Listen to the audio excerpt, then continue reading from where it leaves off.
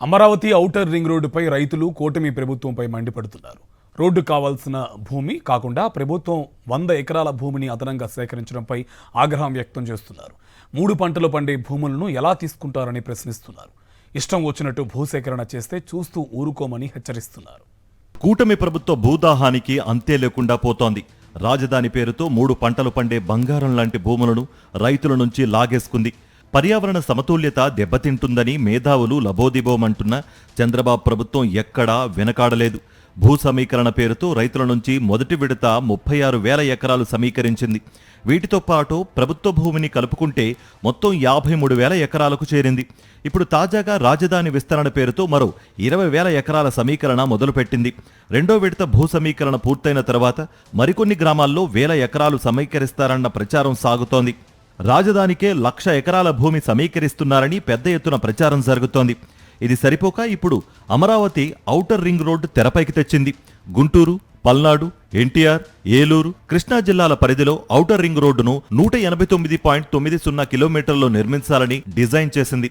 గుంటూరు జిల్లాలో 67.65, పల్నాడు జిల్లాలో 17.23, కృష్ణా జిల్లాలో 35.14, ఏలూరు జిల్లాలో 18.76, ఎన్టీఆర్ జిల్లాలో 51.12 కిలోమీటర్ల రోడ్డు నిర్మాణం చేపట్టనున్నారు.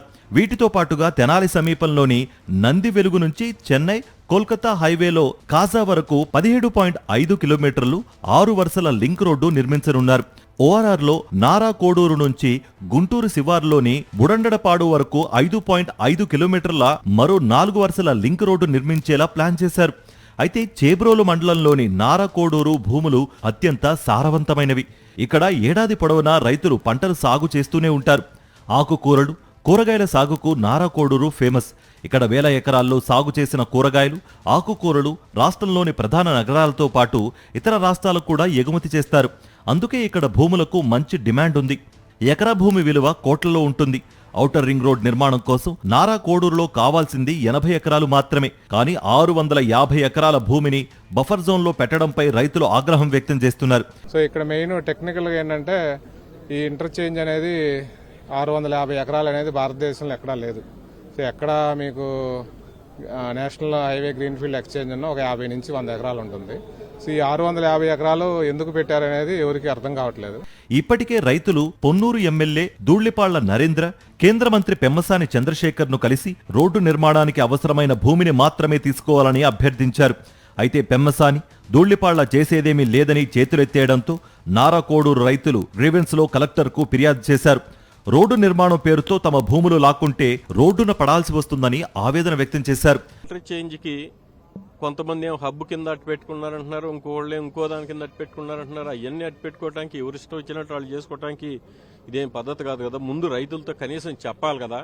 కనీసం ఇంతమంది ఆఫీసర్స్ ఉన్నప్పుడు మీకు ఇట్లా తీసుకుంటున్నారని చెప్పేవాళ్ళు కూడా లేదు. ఆ నోటిఫికేషన్ వేశారు, ఆ నోటిఫికేషన్ వేసింది కూడా ఎవరికి కూడా తెలియదు. అభివృద్ధి పేరుతో రైతుల భూములను ఇష్టం వచ్చినట్లు లాక్కుంటే చూస్తూ ఊరుకోమని మండిపడుతున్నారు వైఎస్ఆర్సీపీ పొన్నూరు సమన్వయకర్త Ambati Muralikrishna. Amaravati outer ring road నిర్మాణం కోసం బంగారం లాంటి పంటలు పండే భూములను తీసుకుంటామంటే ఊరుకునేది లేదని స్పష్టం చేశారు. ప్రభుత్వం కళ్ళు తెరిచి ఈ ఎక్విజిషన్ని రెస్ట్రిక్ట్ చేసి రైతులతో చర్చలు జరిపి వారి సంతృప్తి మేరకు మీ అవసరాల మేరకు ప్రజా ప్రయోజనార్థం ఎంత మినిమం అవసరమైతే అంతే తీసుకోవాల్సిందిగా వైఎస్ఆర్ కాంగ్రెస్ పార్టీ డిమాండ్ చేస్తూ ఉంది. తమతో రాజకీయ క్రీడలు ఆడితే భవిష్యత్తు గల్లంతేనని రైతులు హెచ్చరిస్తున్నారు. చిన్న, సన్నకారు రైతులపై కూటమి ప్రభుత్వం ఎందుకు కక్ష కడుతోందో అర్థం కావడం లేదు అని అంటున్నారు. గ్రామసభ కూడా నిర్వహించకుండా, రైతులకు చెప్పకుండా భూములు తీసుకుంటామనడం దారుణమన్నారు. రైతుల ఉసురు తగిలితే ప్రభుత్వాలు మనుగడ సాగించలేవని రైతులంతా చెబుతున్నారు.